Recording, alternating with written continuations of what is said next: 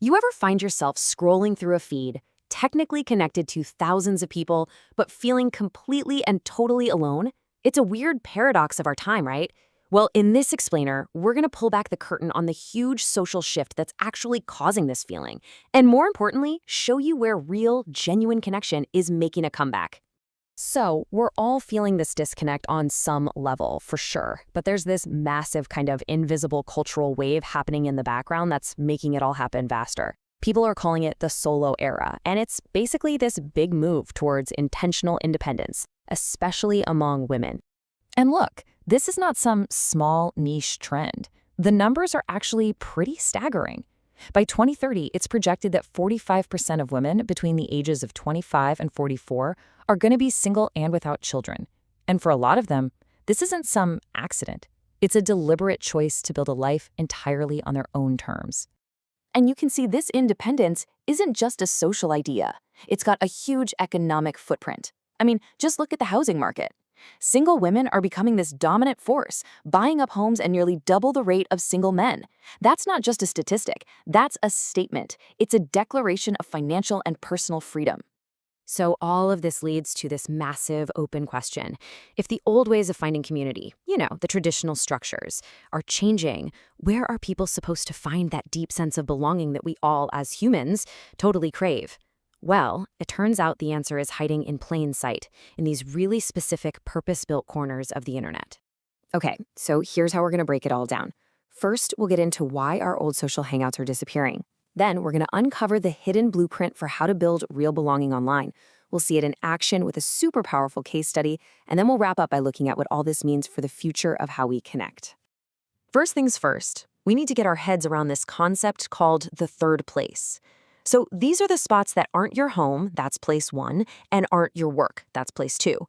Think of coffee shops, parks, local libraries, places where community just kind of happened naturally. The big problem?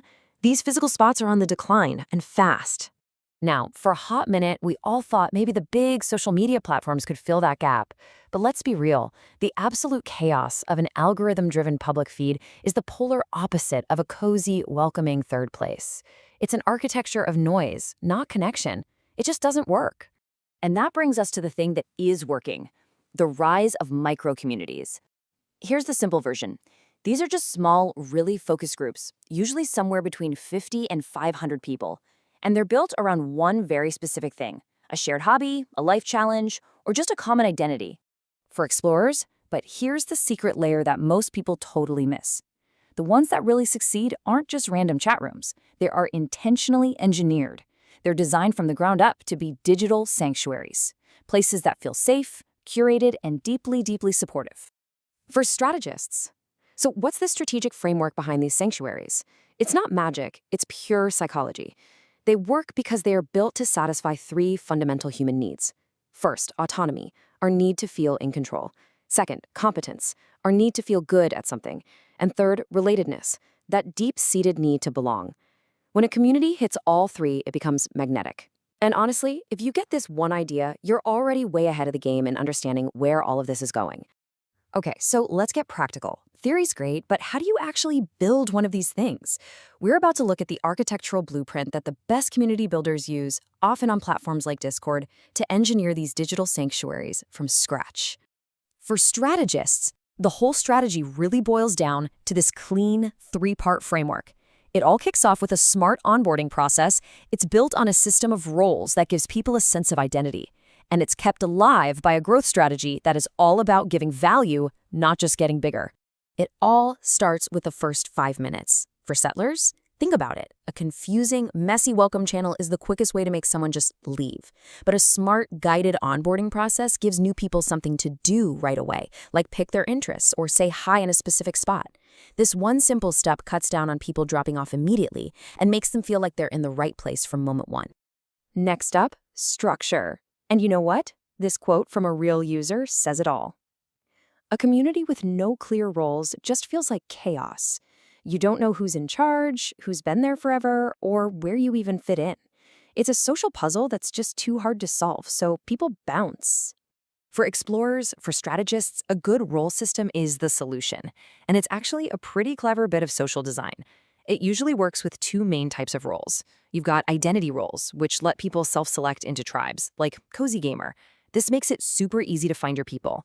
And then you've got milestone roles, like one-year member, which basically gamifies participation and rewards people for sticking around. It gives everyone a clear path. And finally, how do these places even grow? Well, since platforms like Discord don't have a discovery algorithm, you can't just cross your fingers and hope people find you. Growth has to be on purpose. The golden rule here is the 9-to-1 rule. For every one time you ask something or promote your group, you should be giving value 9 times. It's all about contributing first.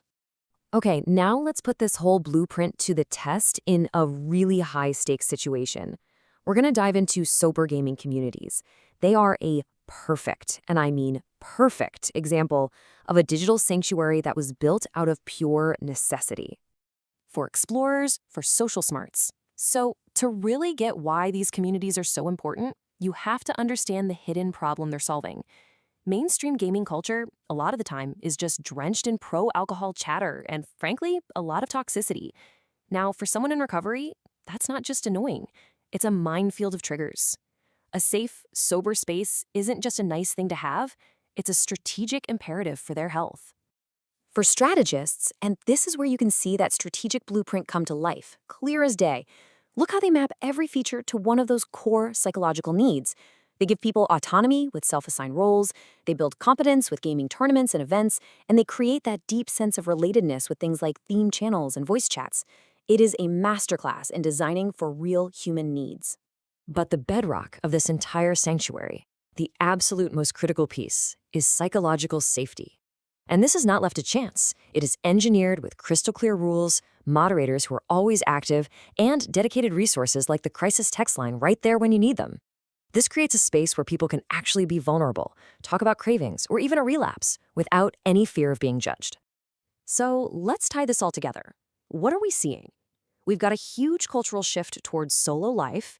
We've got the decline of our physical third places, and we're seeing people move away from the noise of big algorithm-driven social media. Which brings us to the most crucial takeaway of all. The future of real human connection online isn't about getting massive. It's about engineering depth. The goal is changing from just collecting followers to thoughtfully curating members. In a world full of digital noise, being small, focused, and safe is a superpower. But of course, that leaves us with one last, really provocative question. What happens when AI gets good enough to start personalizing these intimate community experiences at a massive scale? Automatically matching new members, summarizing conversations, maybe even providing support. That is a whole other can of worms and a topic for a future explainer. For now, though, if you know someone out there who's trying to find their people, or maybe even trying to build their own community, share this blueprint with them. It might be the exact thing they need to find or create their own digital sanctuary. And hey, if you want to be here for that next deep dive on AI, make sure you're following along. If this touched your heart, please subscribe, like, and share it with your family. Save this for more meaningful content ahead.